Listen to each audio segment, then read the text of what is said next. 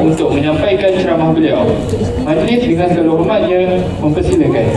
Terima kasih Farhan. Ya, Assalamualaikum dan selamat petang semua ya. Thank you so much for still being here. Sihat lagi ke? Okey ke? Boleh? Alhamdulillah, the voice okey. Nasib baik tak tinggal 2-3 orang ya. Terima kasih. Alhamdulillah. So, I hope in the next 1 hour, maybe not ya, I'll try my best untuk berkongsi ya, some ideas about psychometrics, measurement and evaluation, dan kenapa ilmu penilaian dan pengukuran ini sangat penting pada pelajar-pelajar masters dan PhD. Yeah? So I hope you are with me. And if I were to be a bit fast, please stop me. Yeah? Just stop me and ask me to clarify. Kita sikit je kat sini kan? So it's okay. Let's make this more interactive. Is that okay? Boleh? Saya akan cuba sebaik mungkin untuk bercakap dalam bahasa Melayu. Okay? Sometimes boleh mix boleh ya, sikit-sikit boleh. Okay, the title today is instrument development, ya, pembinaan instrumen. Basically, all of us will need to maybe not develop, we use some instrument for your research. Ya. So, this is just some of the things, beberapa perkara yang akan dikongsi dalam workshop yang saya akan jalankan.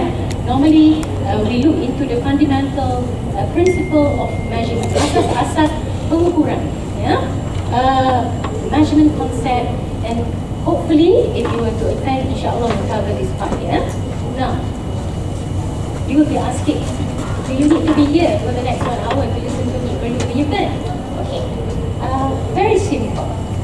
As masters or PhD students, ya, as a researcher, to a great extent, you perlu menggunakan sesuatu alat ukur.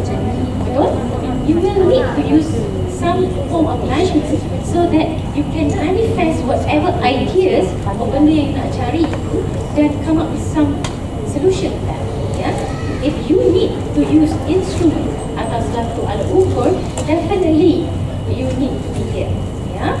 And definitely, bila you menggunakan satu alat ukur itu, alat ukur itu mesti mencapai these two very minimum requirement, which is validity and reliability. That particular instrument has to be valid and reliable.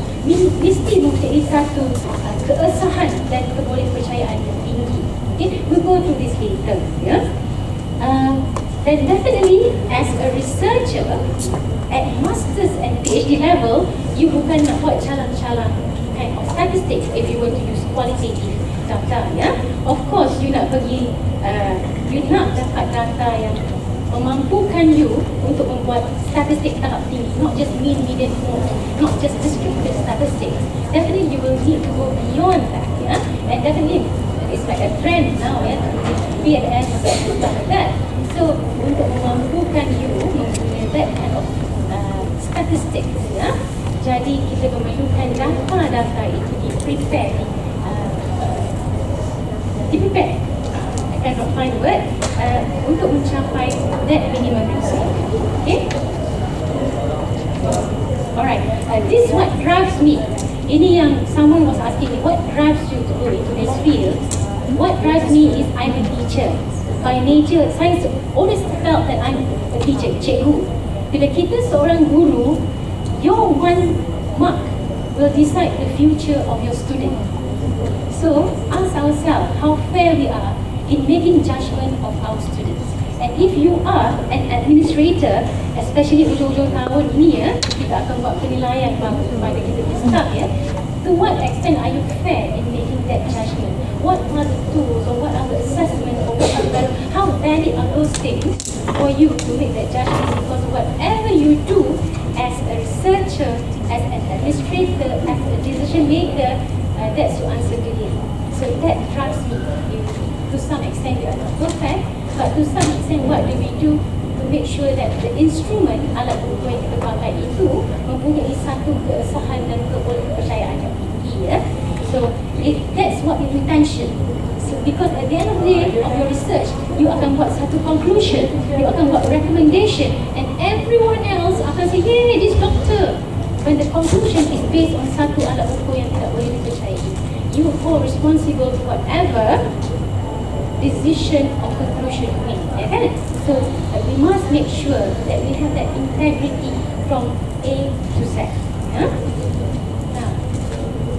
Now, before I proceed, Masters and PhD students kat sini kan? Alhamdulillah. So are you familiar of tahap-tahap pengukuran? This is basic. Semua orang kena tahu. Be it quali, be it quanti, sebab we deal with data all the time. Don't we? Betul? Betul kan? Okay. Now, you have to help me. Boleh? Nanti I pun cakap macam ni. Kita ada banyak kata. Okay? Let's be more interactive here. Okay. Familiar with this term? Very familiar. Very good. Okay. So, I'm assuming that I'm going to talk from the point of view from quantitative, yeah? Post-positivism, positive. So, I'm going to be very quantitative here.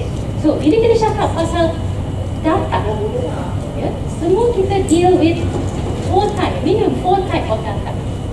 Okay? We have ordinal, nominal, ordinal, interval, and ratio. Very easy to remember. NOA. Yeah? Okay. What is nominal? Nominal data? Can someone help?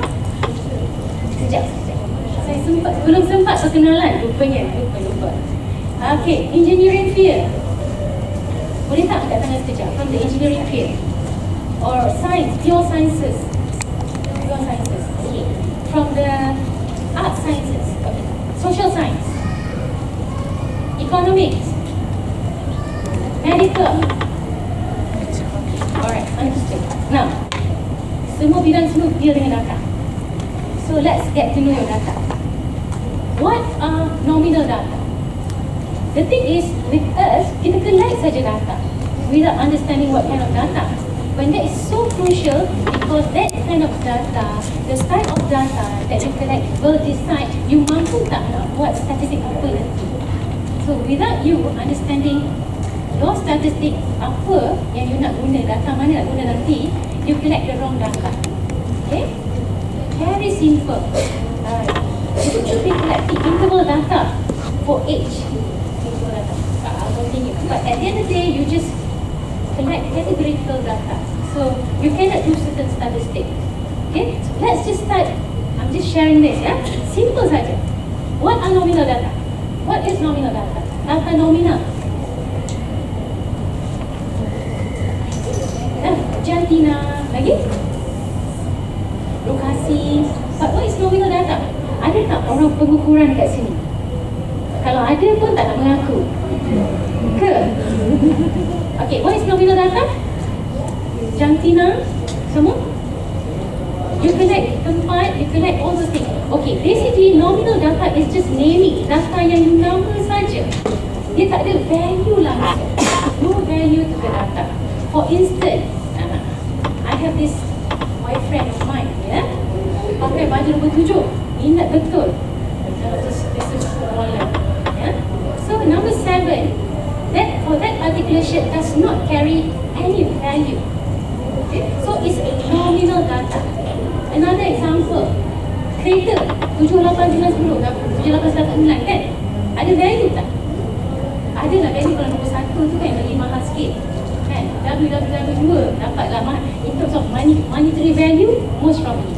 But in terms of measurement value, tak ada value. Okay, this is what we call nominal data. So you have to be aware. When it comes to jantina, it is nominal data. Bila you letak dia sebagai nombor 1 lelaki, 2 perempuan. Next time you cuba main-main dengan your lecturer, letak 7 lelaki, 3 perempuan. Suka-suka je. Tak apa, tak salah pun. Because it's just a naming. You don't be so strict. 1 mesti lelaki, 2 mesti perempuan. It does not carry any value. That is nominal data. Yeah. The next one is ordinal data. What is ordinal data? Ordinal. Yeah. Ordered. That one value is higher than the other. Okay. Betul ke? Ini jadi macam I yang menjawab soalan. Tak payah. Tak interaktif. I akan mengajar macam tu. Okay. Ordinal data? You guys collect this data all the time and then make claims and do fancy statistics, but you don't know what kind of data you're collecting. Come on, help me out here. What? Marks. Lagi? Thank you for saying marks as ordinal, nominal, ordinal data. Age. No. Salary. No. Ordinal data can be that, okay? But it's, one value is higher than the other. I'll give you the difference later, yeah? Now, let's say you lawan lari. Okay? Very simple example. Okay? At the end of the day, you dapat tempat pertama, tempat kedua dan tempat ketiga. But the difference in timing between first player and second player tak sama, 2 saat. The second player and the third player may be 7 seconds. So, it is in order, but you cannot do any statistics with that because it is not of equal distance. But we always do that in our research. The tendency is not to see that there's a gap. Yeah? That is called ordinal data. Okay? Next one. What is interval data? Interval data is of higher value. You nampak tak line di tengah tu? Why I put the red orange line is basically means that anything below the orange line does not allow you to do fancy statistics, I call it here, or inferential statistics. Maybe within these 4 walls, I know orang tak nak setuju dengan I, yes? But basically, statistician, we know that you are not supposed to do any fancy statistics if your data is still at those 2 levels. You have to push it to another level, interval data, whereby data jarak di antara satu unit to the other unit of equal distance. Barulah you boleh buat comparisons. It's very logical. Yeah? And the only difference between this and ratio is that 0 point. Yeah? Dia ada cut-off point. So, alright. Now my question is, after talking to you about this, the rasch modeling is for you if you are trying, if you are hoping, especially in social science, you buat kajian-kajian social science untuk to push a bit of your data, ada data nominal, ordinal kepada data interval. Yeah? Before yang tinggi, yeah? So, rasch model, yeah? Basically there are, people say last time kita tidak boleh pergi ke bulan, yeah, but now we have gone to the moon. And people say we cannot convert psychological construct. We cannot measure exactly psychological construct, but we can. Yeah? And one of the best tools in social science today, yeah, is through rasch model, yeah, where we convert this data through log transformation and convert that so that we reach that level of interval data yang memampukan kita untuk buat statistical differential, and that is what rasch model does. Okay, and of course, you tak payah pun fikir fancy. You don't have to do the cacing kerawit tinggi. Don't worry, because now we have lots of tools to do that. You just need to know how to operate it and need to know how to integrate it. It's very simplified because the intention is to assist as researchers. So this is what rasch model do. It convertkan data ordinal kepada data interval through log transformation. Okay? I'll give you example. We'd like to do this. Social scientists, tak kira lah, kadang-kadang social scientists pun suka buat survey question, instrument, exam, even exam question. It's also like this. I'm going to give you this example. Let's say, before I go further, I give you this question. Selalu tak kita come up with this question? Kita jumpa this question, kita diminta untuk menjawab soalan-soalan yang macam ni. Saya suka, sorry lah, I put example, very classic example because of my age. Shah Rukh Khan, mana dah budak zaman sekarang tahu Shah Rukh Khan ke tak ada dah. Ronaldinho, sekarang Ronaldo, nampak sangat my age. Okay, so let's say on a scale of 1 to 6, what is my level of interest? Saya suka tak when it comes to Shah Rukh Khan? Okay, Shah Rukh Khan macam I suka lah ikut movie apa kan. Kalau macam kush-kush kota hai tu, suka. Kalau macam robot-robot tu macam dah tak best. So it depends masa I jawab soalan tu. Okay, Ronaldinho, not that I don't like his features, it's just that I don't understand football that much. I don't even know the rules of football, kan? Sorry, Shasha. Okay. And of course, Tun Mahathir and Syed Naqi Atas I sangat suka. I put political things aside. I like their thoughts at that point of time, their ideas, yeah, how they view things.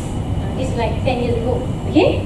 So of course, they are of a certain bar in my eyes, yeah.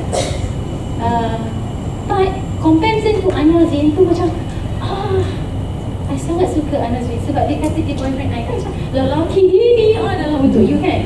So definitely lah, he will be in one of my list, okay? Now,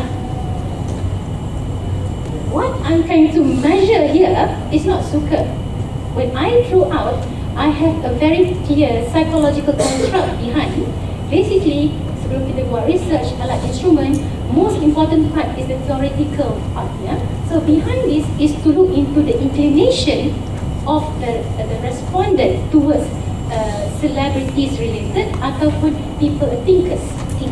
But bila kita buat instrument, we have to tone down a lot, and that requires lots of experience to tone down until dia masih boleh mencapai apa yang kita nak, ya, at the end of the day. Now, this is not what I'm trying to show to you. What I'm trying to show to you, ini yang kita nampak hari-hari dalam kertas, now Google Form.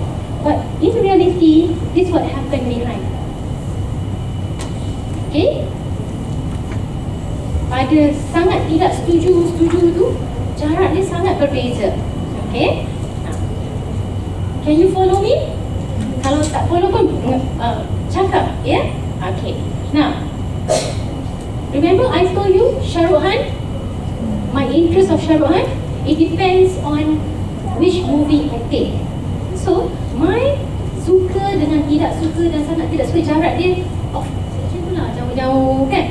But nampak tak Tun Mahathir, Anwar Zain and Syed Naqi Atas is very clear cut.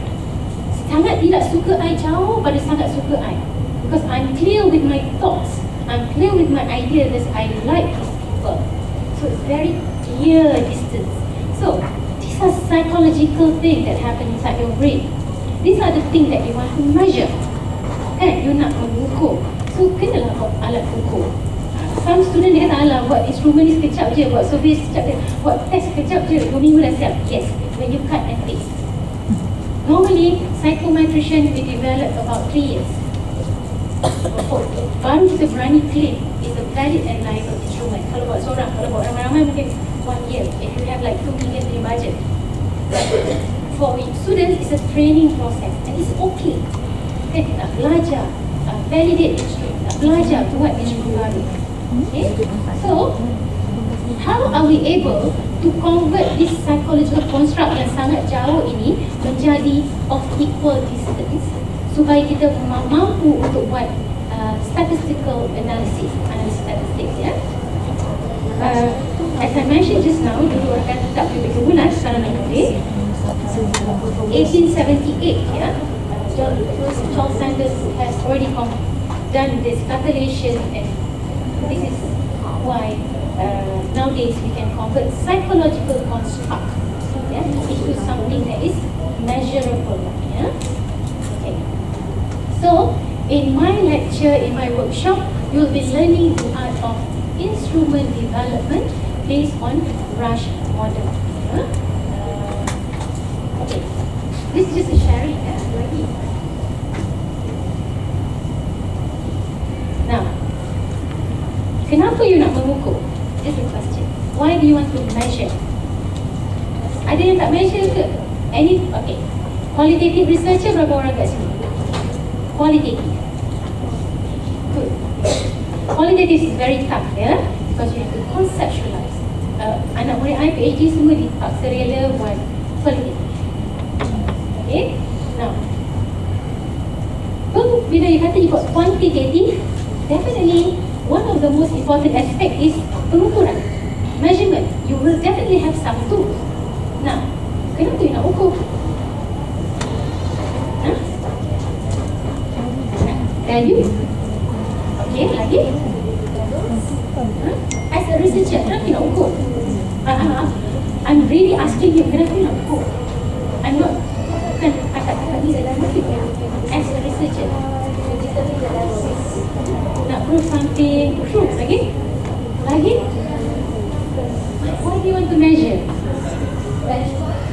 benchmark lagi. But real, kenapa you nak ukur sebenarnya? Before you solve problem, dia buat apa? Kenapa nak ukur? Sebelum you buat conclusion, kenapa you nak ukur? Kenapa? You pun tak tahu kenapa you nak ukur. Tu yang macam kapai, tak tahu nak pergi mana. To answer lah? To answer this question, kalau kita pergi jumpa doktor, apa dia buat Dia check kan? Dia check kan? Nak cari apa? Nak cari apa sakit kan? Sebab tu nak kita buat research. Kenapa you buat research? Because you want to find the anomalies.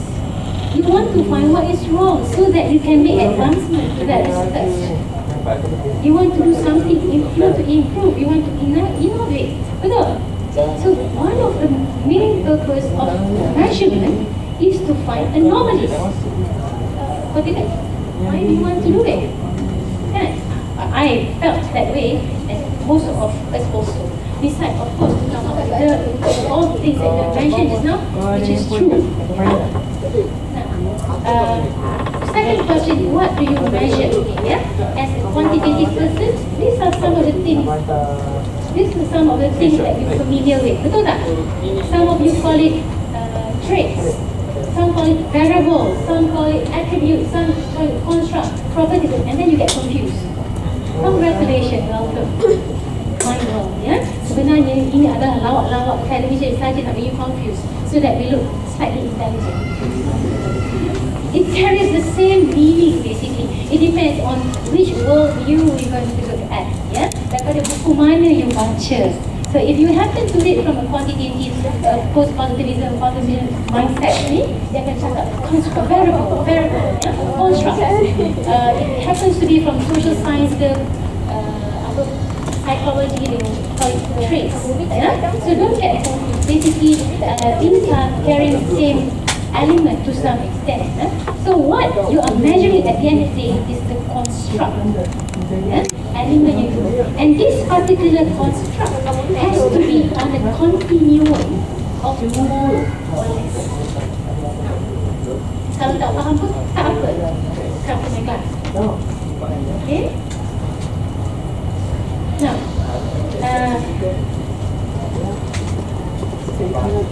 are you clear what is variable?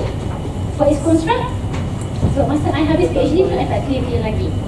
So kalau you clear, I memang good. Because until the end you just know what is the construct, but what is a construct is not clear. So you have to understand what is a construct to define what is the construct of interest yang you nak cari. Okay? Alright. So these are the things that selalunya yang menjadi your interest. Betul? Especially social science. You are interested to look into either benda yang physical, attribute yang clear, which is berat, tinggi, sometimes you go to experimental design, tengok the measurement and stuff like that. But at some point, ada juga yang berminat with latent ataupun trait terpendam. There is latent traits. So some of you minat perception, attitude, perasaan, kebolehan. So these are some of the things that you are interested to measure in your master's or your PhD, but these are especially the one that traits terpendam are not directly observable. You cannot directly observe cinta. Boleh observe cinta tak? Boleh. Boleh ke? Boleh. Kau tak confident siapa yang bercinta ni? Tahu belum kakak? Okay, I love to give an example. One of my students behind here, because semua orang can understand the concept of love, betul? Okay, how do you measure love? Tuan, how do you measure love? To your wife. Before kahwin dengan lepas kahwin, I understood different. But now, lain, sumpah. 3 months after marriage will be different. How do you measure love? Loyalty, very good. Loyal. Ladies, loyal, okay. How much money my husband gave me? What kind of car? Well, measurable kan? Okay, it's very simple. Qualitative, I pinjam sekejap your idea ya. So when you want to measure something, you have to understand the quality of it and the quantity of it. So selagi you tidak faham the quality of it, you tak mampu nak quantifykan dia. So macam mana nak buat quantitative research? So selalu you akan ambil literature, definasi semua tu, okay? And then you quantify it. So same goes with love. Very simple, very easy. Because of that, I did my research, crazy research with my friend, my partner, yeah, just to identify what makes a long-lasting marriage and what is love defined by this Muslim group. Because people are always obsessed with this romantic Western thoughts of love, kan? So what we did is we met more than 30 happily married couples that live more than 30 years, you know, that kind of thing. Yang bukan duduk separate bilik, ini yang really duduk very nice together, yeah? And also people who have divorced. We meet different couples to do qualitative first to come up with a construct, to develop the concept, conceptualize what does it mean by love. Only when you can understand and define the quality that you're interested tadi tu. Walaupun orang kata kita tu tak boleh measure, but kita orang ni naughty nak measure juga. Okay, so you have to define clearly. So we define love, abstract construct kan, not observable kan. So we define that we push it into something that is observable. So when it comes to loyal, you tak boleh measure loyal directly. It's an indirect measurement. So kita kena ada question, soalan-soalan yang memanifestasikan tingkah laku loyalty. For instance, commitment. What are tingkah laku ataupun observable behavior that can be manifested directly? So, this is what we do. Kita tak boleh measure something directly. Therefore, especially measuring latent construct, trait terpendam, tak boleh. So, ia hanya boleh dimanifestasikan dengan tingkah laku atau behavior yang observable. Okay, then let's come to love. Now, ada tak guru-guru kat sini? Guru mathematics ke? Tak ada. Okay, siapa pernah ambil algebra kat universiti? Pernah lah kan, lebih kurang lah kan? Tapi, you boleh ke measure algebra directly walaupun mathematics, it's not psychometrics. Mathematics, macam tu lah, nothing to do with algebra. Boleh ke? You cannot measure something that is numbers like that directly. It's still psychological construct because that understanding of the concept in algebra hanya boleh dimanifestasikan dengan budak itu menjawab 10 soalan. Baru menunjukkan dia punya kemampuan untuk faham konsep algebra. You cannot measure directly like that. Satu soalan terus dapat jawapan. Tak boleh ya. So this is what we all researchers are doing. We trying to measure either direct observation. Kalau macam dalam lab tu, I tak kisah ya, memang clear cut, timbang, those kind of thing. But when it comes to latent constructs, yang trait terpendam, definitely you cannot. And please be, siapa yang buat persepsi kat sini? Kena habiskan zaman-zaman persepsi, tak ada buat perception semua ya. Okay, please be clear of the word perception. Sometimes you have to be very clear. When perception, does it mean by belief, attitude or behavior? Yeah? A combination of this, according to Akzen, is what it meant by perception. So which one are you measuring? Persepsi? Persepsi, you know, like very vague ideas, yeah? So, just to reiterate, nak tekankan sedikit lagi, this is bapak pengukuran ya. It says that whatever you measure, you must understand its quality and its quantity. Ya, apa jua yang wujud, mesti wujud dengan some amount, dengan satu jumlah. Dan if you want to understand, kalau kita nak mengetahui tentangnya, ya, you mesti mengetahui tentang the quantity and the quality. I cannot reiterate more than how important it is. Okay, I'll just share with you quickly what is rasch model punya statistics.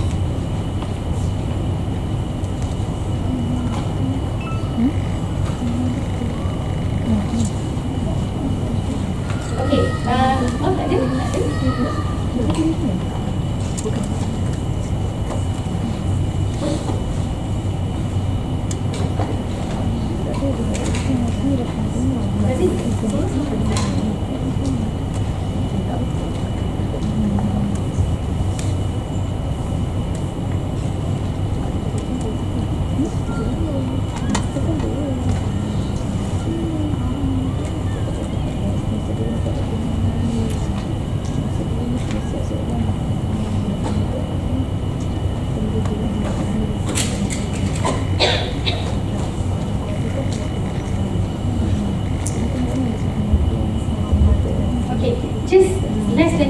minutes. Can you bear with me?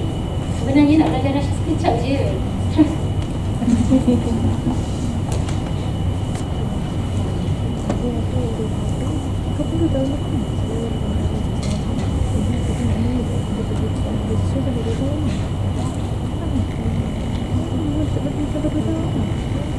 Okay, I'm going to show you less than 2 seconds. This is, let's say this is the data that you have collected, yeah, and I just open this data and I put here. This is just a sample of Knox tube test. Dulu masa zaman-zaman dulu bila immigrant nak masuk ke US, they have to take this test of Knox tube test, ya. Tengok dia punya level of cognitive ability. So this is just a sample.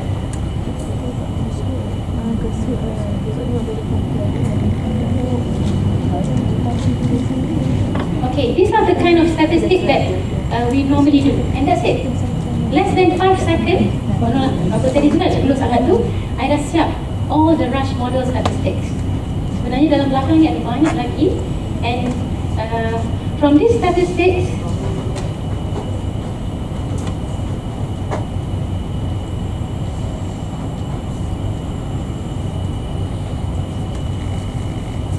I can check whether instrument I itu valid ataupun tidak, reliable ataupun tidak.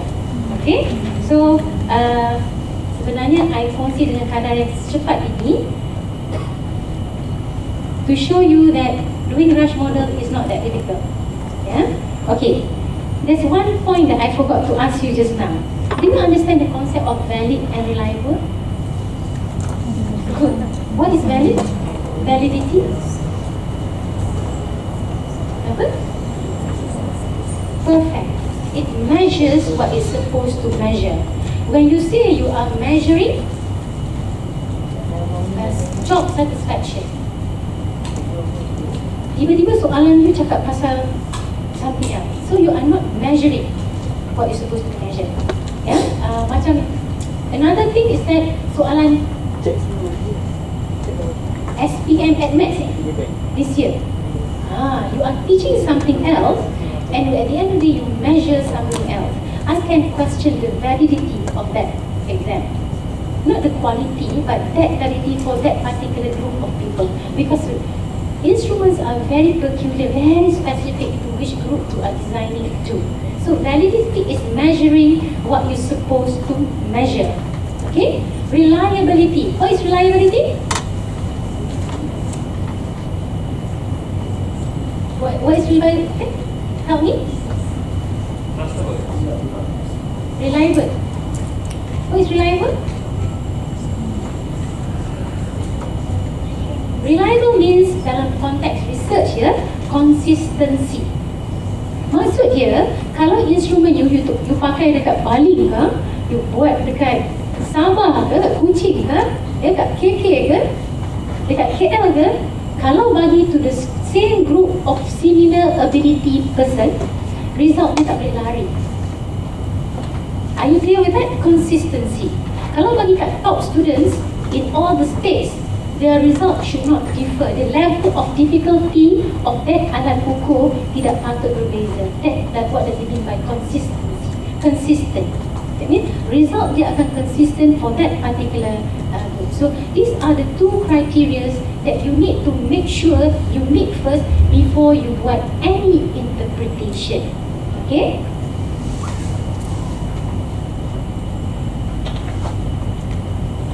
So, to those who are interested, this is what rasch model does.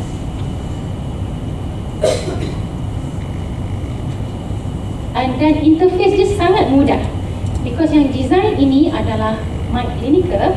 Dia memang buat untuk orang-orang macam kita, to get us interested first into research, in getting good, valid and reliable instrument. So dia memudahkan kepada kita semua lah, social scientists especially. Yeah?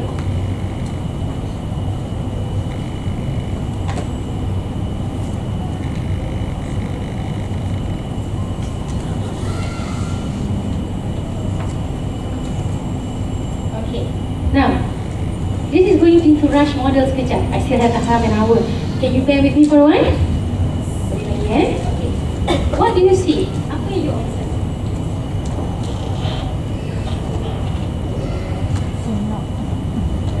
It's a very simple picture. Okay. I dah dengar dah. Batu berat. Lagi? Soalan I seterusnya, batu tu berat ke orang tu kuat? Macam mana you tahu orang tu kuat? Macam mana you tahu batu tu berat? Okay, I pun boleh berlakon. Okay, betul tak? Okay. As a researcher, bagi I jawapan yang lebih canggih sikit. Expression. And you guys ikut I punya rentak apa salah? This is not a valid question at all. Because with one observation, you cannot make that judgment. One observation, you can never make that judgment, betul? So, for a measurement tool, mesti you nak tengok multiple measurement. That's why sometimes I find it funny when people come with a 7-item scale untuk measure personality. Lepas tu canggih pula sampai 15 scale of 5. Canggih sangat lah you guys ni, kan? Untuk measure satu construct, even for me, untuk level yang tak berapa bijak ni, paling minimum I allow myself is, kalau baik sangat, paling kurang for one sub-construct. Baru I boleh kata this is the right measurement untuk ukur apa yang patut dia ukur. So, it's normal for me to have 100, 120 to measure whatever constructs I'm interested in. Yeah? So, untuk mengukur satu construct, for us normally, we need to have at least 5 to 10. When I make new instrument, normally we start off with 20 items. And then kita pergi run, kata balik 4-5 rounds until we can and improve the item again and again, dapat at least minimum 5 items for each construct. Tapi kalau yang terror, super terror macam the Sifus ya, normally 3 is good lah. Tapi yang student hanya 2 item untuk buat satu construct tu memang hebat gila. I tak boleh split. Sebab kita bila nak tengok, observe ratu cantik kan, kita tengok dengan sini lah, mana, kanan, kiri, semua observation, baru cakap tu ratu yang new pageant kan, yang baru ni kan. So they have multiple observation even to the abstract construct of beauty, the pageant that we have. Yeah? So you have to have multiple observation. Yeah?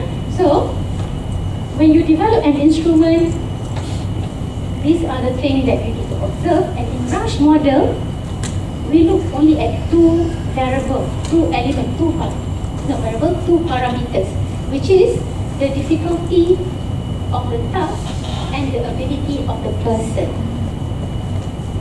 Kalau buat perception, the inclination for them to agree or disagree, and the difficulty of the question. It depends on whether it's an exam question, this is how we look at it. If it's a perception, this is how we look at it. But these are the 2 parameters, 2 parameter yang kita tengok, iaitu kebolehan orang itu dan juga kesukaran task itu. Yeah? And this is the basic concept of rasch model. Yeah? So, bila kedua-dua parameter ini bertemu, is that the right word? I mean, intersect. Yeah, there's an intersection between these 2 parameters. Therefore, you can make this equation sama ada 0 or 1, success or failure. And based on this, we do the calculation. Yeah. So, as I mentioned just now, satu observation saja tidak mampu, definitely tak mampu. So, you have to have multiple observation. Saya tak bagi contoh macam mana ya, peti sejuk. For example, I have peti sejuk kecil kat sini, sedang-sedang kat tengah, dan yang besar kat luar. On the side, yeah, sorry, I tak berapa nak function. Okay, I have one to lift this small thing. Okay, no, I'm just saying, you look quite mature, you can lift a small thing very, very easily. And I ask kakak ya, one ya, to angkat this medium size fridge. That darling with red shirt. Okay, I asked her to lift this big thing. Okay, based on that observation, or just your observation, yang mana yang akan fail? saja, kita kan sudah buat assumption. You will immediately, based on your experience, that our red shirt kakak system will not be able to lift, tak mampu mengangkat fridge yang besar ini. Okay? But you cannot do that unless and only you make an assessment. So let's say I ask you to lift that small thing. Okay? Alah, you angkat tak celah ni je, kok saya pusing lagi. Okay, so this one. Boleh? Okay? Yang tengah ni, walaupun quite nampak sihat ya, but nak gerak sikit pun tak boleh, which is interesting. We thought that she can, but she can't because rupanya ada slip disc.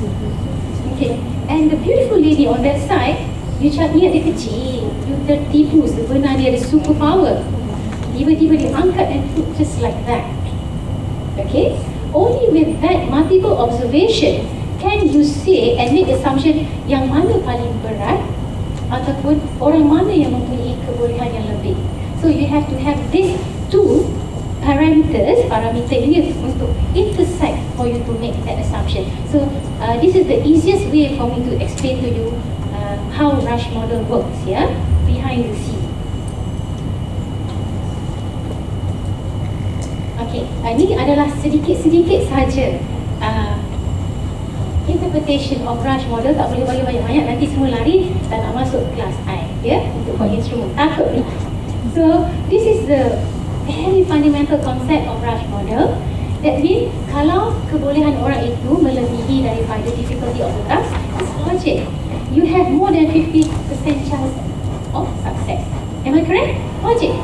But of course, if your ability is lower than 50%, lower than your difficulty, the lesser chance of you to be success. Ya? Tapi kalau equal, boleh. Okay. Sama juga dengan persepsi. Kalau soalan itu sampai ke jiwa dia, sesuai dengan dia punya belief system, of course dia akan setuju 5. Tapi kalau that particular thing does not agree with what he see, observe, opinion, belief, whatever they want to measure, of course dia akan disagree. So the same concept applies, and this is how we apply rasch model in validating our instrument sebelum kita make any interpretation. This is the same interpretation.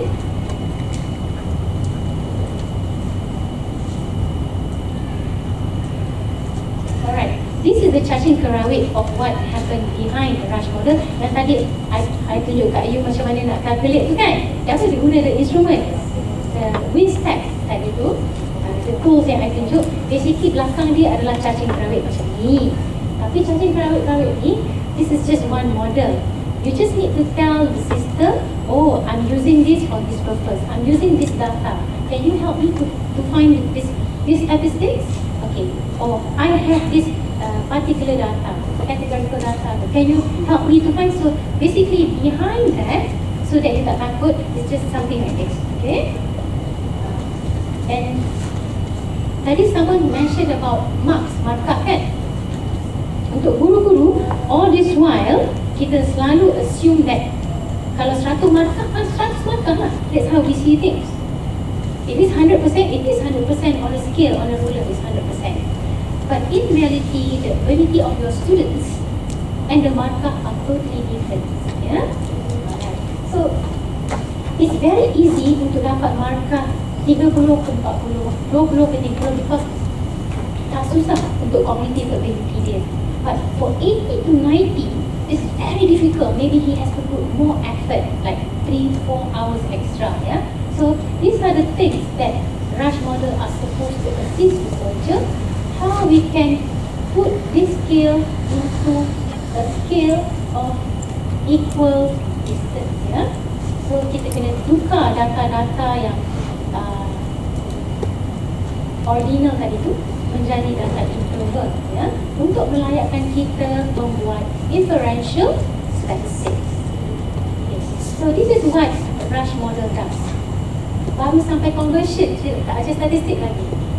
Itu kelas SPSS, which kita bagi orang lain ajar sense bagi orang lain. Okay, I nak make sure data you ni betul sebelum you nak input dekat tools.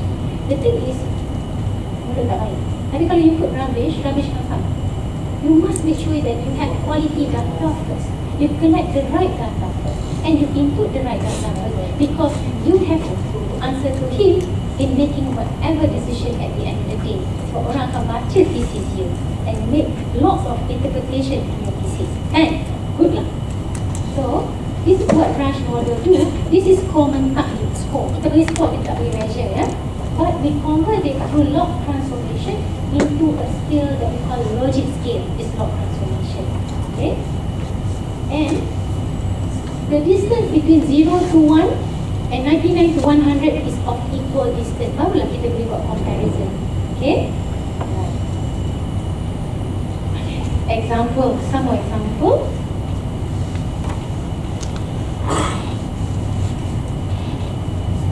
Alright. Let's say that your ability, kebolehan you dekat sini. Okay. And kita bagi soalan daripada basic knowledge sampai ke advanced knowledge. Based on rasch model, kita kata kebarangkalian kan tadi. Jadi kalau kebolehan you di sini, kebarangkalian you untuk menjawab soalan kat sini mestilah 50-50. Betul? So, all these things bawah mungkin higher probability, atas lesser probability. Ya?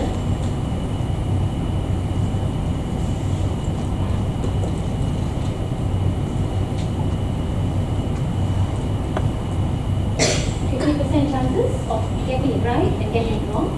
Of course, higher probability to answer easy question right. It's so logical. It is you have higher probability. Everyone has higher probability to answer the easy question. Okay, and of course we have lesser chance to get the harder question right.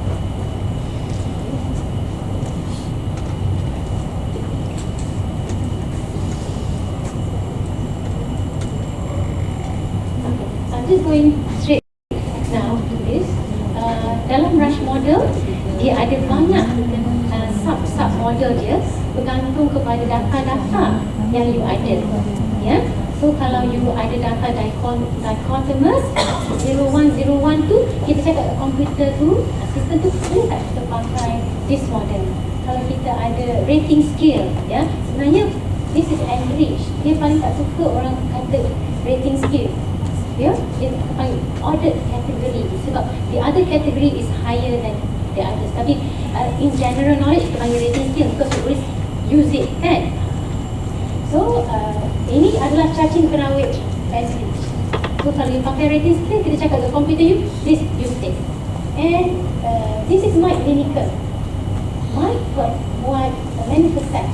This is job master. Itu masa I sedikit muda, bukan sekarang.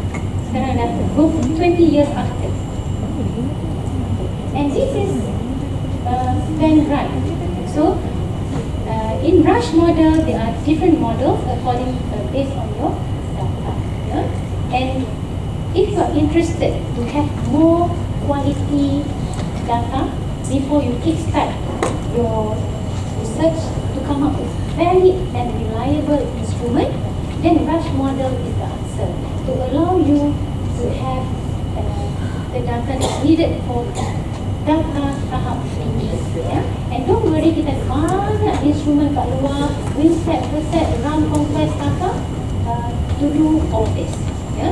And normally for first starters like us, selalunya I akan recommend pakai WinSet because WinSet are the easiest to get you familiarized. Yeah?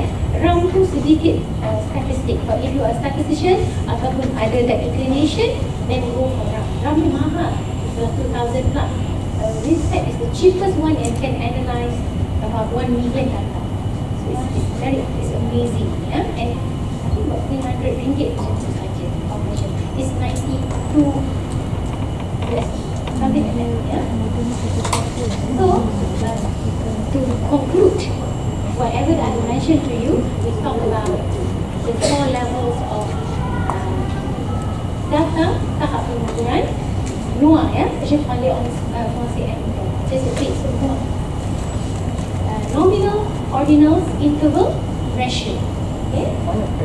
And then we talk about this kan. I tunjuk gambar-gambar tadi orang semua tu kan. Orang angkat berat, berapa orang kecil, batu besar. Basically, this is how it's being summarized. individu yang berkebolehan, people of higher ability, will be always having higher probability untuk menjawab dengan betul mana-mana soalan berbanding orang yang lemah. It's very general. So we convert it into statistical calculation, ya. And semua individu sama ada baik, bagus atau tidak, lemah atau tidak, definitely have the ability to be successful in answering all these questions. So we convert this, of course, into statistical term and calculate and do whatever you need to do. So kalau you need to do this, make sure as a researcher, tengok tadi banyak quantitative kan, make sure your alat ukur is valid and reliable and you meet at least all these requirements. Yeah? This is the requirement of measurement, which is objectivity, unit ukuran, storage rules, that means it is on the linear of mathematics. Susun atur, responden yang teratur, and it has to be unidimensi. This one will be explained later in the workshop. So, my question is that if ada yang memang tajuk dia pembinaan instrumen, make sure you come to my workshop now, so that we can learn together how to come up with a much more valid and reliable instrument. Kita nak satu alat ukur kayu pembaris yang kita pakai dekat Kedah pun sama, Kelantan pun sama, Pahang pun sama, tak berubah-ubah. That can be a valid instrument, a reliable instrument. Okay, please ignore whatever I say out there, but thank you.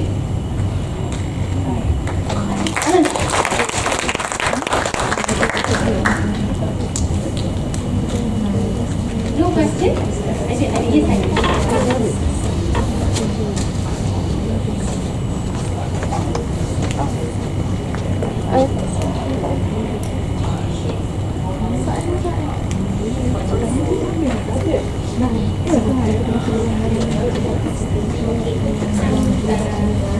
What else does rasch model do? Of course, when I talk about this, I focus on instrument and terms. Because at the end of the day, when we think about value system, I have to set this straight. It's based on different theories. The one that you mentioned is based on statistical theories. What I'm talking about is from measurement theory. So we have to make sure that the data is of certain quality first. Baru kita move to the statistical theory. Baru kita masuk dalam different system. Kita boleh guna PNS, SEM, NEMOS, SPSS. So that's it. What can it do? Boleh kita buat ANOVA, MANCOVA, whatever that you need to do. No, that's not. What does a correlation do? Sebenarnya boleh. But that was not the focus. Matlamat. So as a researcher, you have to know when to use the right tool for what reason. If you want to do statistical analysis, then these are the things that you do. If you want to do assessment of this measurement of validity of reliability, apa yang you guna. Now, this is much more powerful than your factor loading. Sebab bila the idea is different. SPSS, it is based on classical test theory. Okay, so rasch model is based on modern test theory. So it's slightly different here, adik-beradik. It has to move from classical to modern, isn't it? But modern test theory believe in measuring one dimension at a time. You nak measure this chair, you cannot measure as a whole. Cuma one point A to point B to point C. That is modern test theory. But what happened is classical, you just buat soalan je. You buat soalan, lepas tu kan you masuk semua dalam SPSS, you buat factor loading. Lepas tu you cakap kat macam ni. Kita komputer, you masuklah item-item tu masuklah kat mana you suka. Lepas tu kan item tu masuk. Lepas tu kan you duduk kat loading 1, loading 2, loading 3. Lepas tu kan and then you buat instrument. Nampak tak? It is very data driven. Very classical test theory. Modern test theory says you are more intelligent than the data. You are the one that design. The theory says this has to be measured. So you analyze one unit, one construct at a time, one unidimension. So that's the difference. Validating it one at a time to some extent. you can ask further.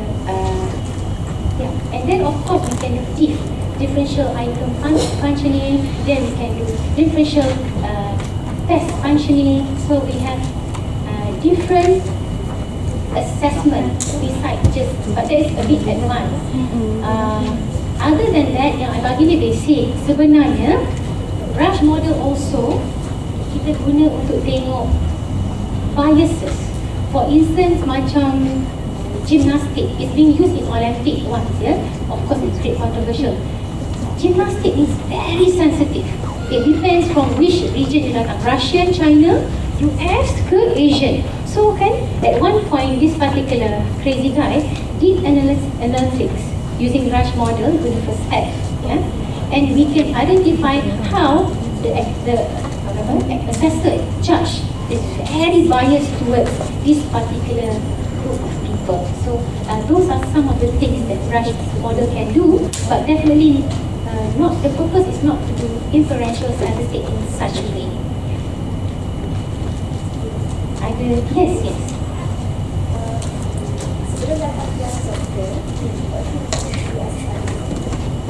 What should we need to do as a participant of your class? Before Come with lots of vigor, enjoy my class. With open-minded. Just be open-minded, wanting to learn, but you want to be can. It will be more practical for you. For some of the construct, they already have past question and past set of questions. So how do we handle with those kind of questions? Those, okay, you must be very, very careful here, yeah? Because each instrument are designed for different group.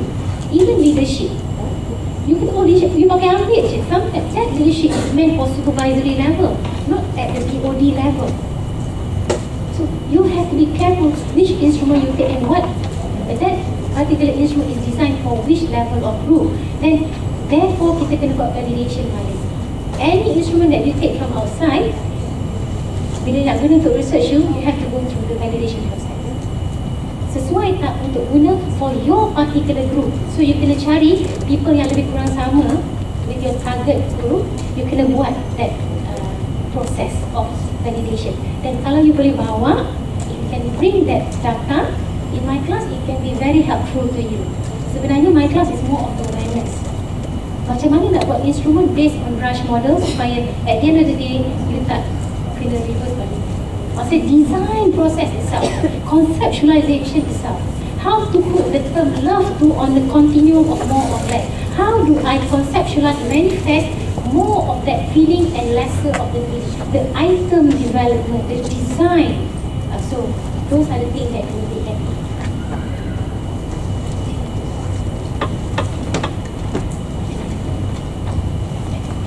Oh yes.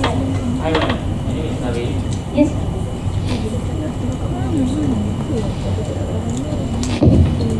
Hey, ma'am. If let's say we want to evaluate one person using rasch model, is it possible? No. Thank you. It's not possible. That is applied. Normally, if you want to assess one person, you would have used a already validated instrument.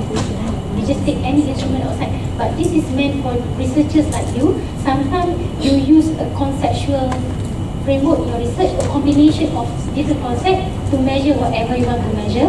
So you need to use a combination of different survey, function, whatever, and that becomes a new construct. So you want to validate that. In your context, one is not enough. Now, how many people is enough for rasch modeling? That's why people like me rasch. I only need 29 subjects. But you must remember, the intention is not to do inferential, it's just to validate. If I want to do inferential, I have to go back to the calculation, power and effect size. Jangan buat lawak guna Freddy and Morgan. Of course, people will not be happy with him. Ya?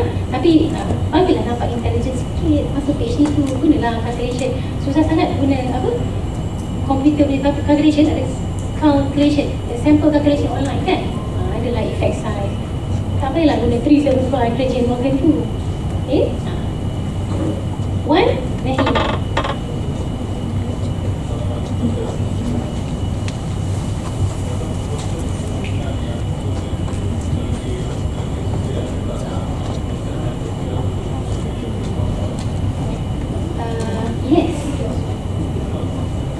which pakar you talk about?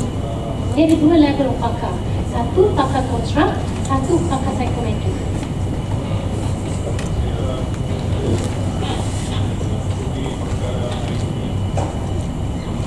Ya, content kena instrument bukan. Sebab content does not know much about measurement of that particular content. Dia pakar content, tapi dia bukan pakar bentuk. Dia sedikit berbeza. Oh, yes, it is iteration process. First round, you akan dapat that data, you akan pergi jumpa balik pakar content. Hanya kenapa orang reject this item, this particular thing, and then dia jumpa pula pakar instrument. And then dia akan cakap, oh mungkin it's the choice of words, is it the structure of the word. Dia lain. Satu content, satu structure of the item. Dia tak boleh beritahu itu. Rasch model believe in the brain, your expert's brain. This mana-mana tools hanyalah membantu sahaja. Even SKSS, this is just tools for us to help us use the brain. Dia bukan bagi absolute thing.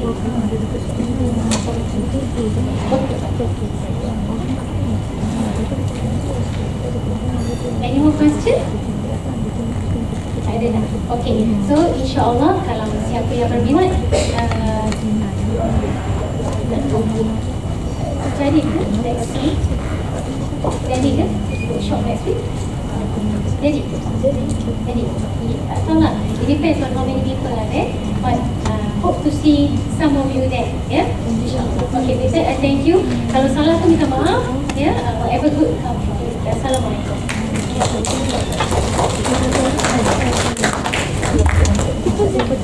Terima kasih atas perkongsian